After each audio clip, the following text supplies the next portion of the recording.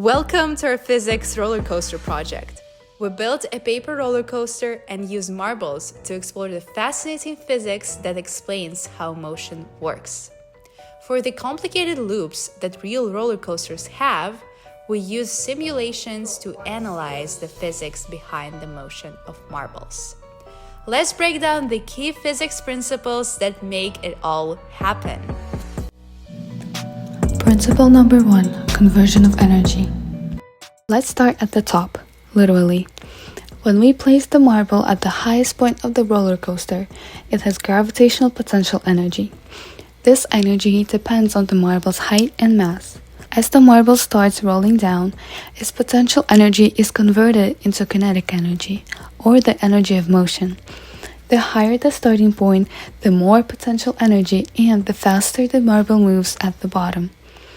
This transformation shows how energy is not lost, it is just converted. In a frictionless world, all the potential energy will become kinetic. But in our real-world paper roller coaster, some energy is also converted into rotational motion and heat due to friction. We will explain more about that in a bit. Principle number 2, centripetal motion. Now, imagine the marble racing through a loop or a circular turn. What keeps it from flying off the track? That is where the centripetal force comes in. It is the force that pulls the marble toward the center of a circle, keeping it in a curved path. In simpler bank turns or curves, the marble wants to move in a straight line, but the walls of the track keep changing its direction inward, toward the center of the curve. That constant inward pull is the centripetal force, and without it, the marble would go flying straight off the curve. In a more complicated situation, where the marble goes through a circular loop, it needs enough speed to stay pressed against the track. If it is too slow, the gravity pulls it down and it falls off the loop. But if it is fast enough, the track provides a centripetal force to keep it moving in a full circle. Principle number 3, frictional torque. When you watch our marble roll, you will notice it is not just sliding, it is spinning. That is due to frictional torque. As the marble touches the paper surface, static friction acts at the point of contact. This friction does not slow the marble down, it actually causes it to rotate. This rotation means the marble's motion is not just a straight line. It is rotational and translational at the same time. The friction applies a torque, which gives the marble angular acceleration. That leads us to the next principle. Principle number 4, translational versus rotational motion. The marble is not just moving from point A to point B, it is also spinning as it moves.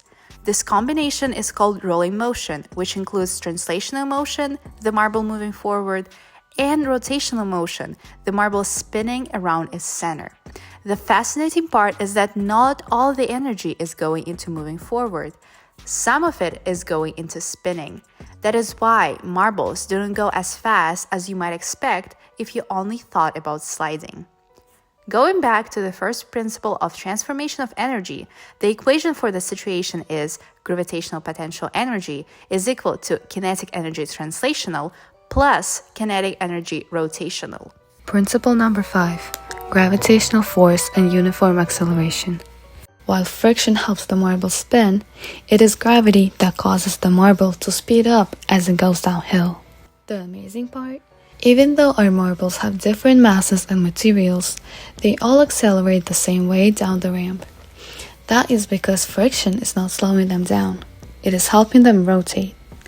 With all the mass concentrated in the same shape, and since they are rolling without slipping, they all experience the same net acceleration due to gravity.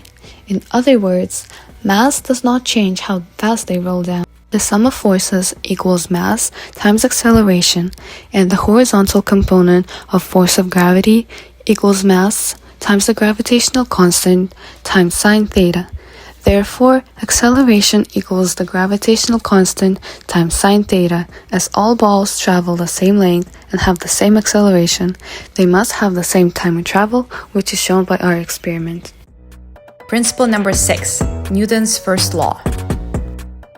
Finally, let's apply Newton's first law of motion, which states that an object in motion stays in motion unless acted on by an unbalanced force. In vertical direction, the marble is not accelerating because the normal force from the track cancels gravity out. But in horizontal or curved direction, gravity pulls the marble down the slope and friction helps it roll. Once the marble starts rolling, it keeps going unless friction or curves slow it down. This law explains why the marble doesn't fall through the track or float upward. It moves only in response to the forces acting on it. So, what did our paper roller coaster teach us? It's not just a toy, it's a physics playground. We saw energy transformations, curved motion, torque, rolling dynamics, and Newton's laws all come to life in a single marble ride. So, next time you go on a roller coaster ride, remember the multitude of physics phenomenon you encounter on your journey.